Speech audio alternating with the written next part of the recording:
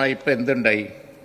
ആ തുടക്കം പാളിയതുകൊണ്ട് GST മഹാകാര്യമൊക്കെ ആയി പറഞ്ഞ് വരുമാനത്തിന് ഇപ്പം യാതൊരു വഴിയില്ല. അദ്ദേഹം ഇപ്പോൾ പറയുന്നുണ്ടല്ലോ, ധനകാര്യമന്ത്രി പറയുന്നുണ്ടല്ലോ, ഇനി ഒരു ടേക്ക് ഓഫാണ്, ട്രില്യൺ എക്കണോമിയ. എങ്ങനെ, എവിടുന്ന്? വായ്പെടുക്കാൻ കേന്ദ്ര ഗവൺമെൻറ് സമ്മതിക്കുന്നില്ല, ശരി തന്നെ. അതുപോലെ തന്നെ ടാക്സ് കെട്ടാനുള്ള പവറില്ല. ടാക്സ് കെട്ടാൻ ഇപ്പം ഞങ്ങളൊക്കെ ഗവൺമെൻറ്റിലൊക്കെ ഉണ്ടായിരുന്ന കാലത്ത് പുതിയ വരുമാന മാർഗങ്ങൾ ആലോചിക്കാമായിരുന്നല്ലോ. പുതിയ വരുമാന മാർഗം അങ്ങനത്തെ യാതൊരു ഇതുമില്ല. പക്ഷേ ഇപ്പം എന്തെങ്കിലും ചെയ്യുന്നുണ്ടോ എന്ന് എനിക്ക് അറിഞ്ഞൂടാ. ഈ GST വരുമാനം വർദ്ധിപ്പിക്കുക അല്ലാതെ അങ്ങനെയുള്ള വരുമാന മാർഗങ്ങൾ നോക്കല്ലാതെ യാതൊരു മാർഗവുമില്ല. സർ, ഈ പാളല് ആരെയൊക്കെയാണ് അഫക്റ്റ് ചെയ്യുന്നത്? സർ, അതാണ് ഗൗരവമുള്ള സംഗതി. ആശാവർക്കർമാർ വെയിലത്ത് കിടക്കണം. സർ, അവർ ഈ കിടക്കണ കിടത്തം നമുക്ക് അത്ര ഭൂഷണമല്ല.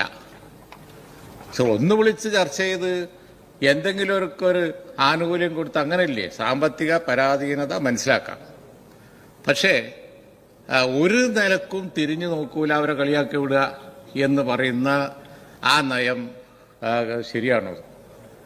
ബഹുമാനപ്പെട്ട ധനകാര്യമന്ത്രി തന്നെയാണ് അതിന് മറുപടി പറയേണ്ടത്. കാരണം സാമ്പത്തിക കാര്യമാണ് നിങ്ങളെ പ്രശ്നം. ഇതെങ്ങനെ ഈ വലിയ സാമ്പത്തിക ബാധ്യത വരുമല്ലോ എന്നാലും ഇല്ലേ ഒരു ഗിവ് ആൻഡ് ടേക്ക് അപ്രോച്ച്? ആ ഒരു ഗിവ് ആൻഡ് ടേക്ക് അപ്രോച്ച് ആ കാര്യത്തിലില്ല. പൊളിറ്റിക്കലായിട്ട് ഇപ്പോൾ നമ്മളാരും അതിനനുകൂലിക്കുന്നവരല്ലല്ലോ.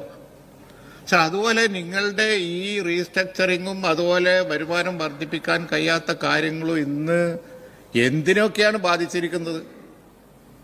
ചില മലയോര മേഖലയിലെ ഇപ്പോൾ പുലി ഇറങ്ങുന്നു, ആളെ പിടിക്കുന്നു, ആന വരുന്നു, ചവിട്ടി കൊല്ലുന്നു. എന്താ പ്രശ്നം? സംവിധാനം വർക്ക് ചെയ്യാത്തതുകൊണ്ടാണ്. ഫോറസ്റ്റ് മന്ത്രി നോക്കണം എഫിഷ്യൻ്റായിട്ട്, അതില്ല.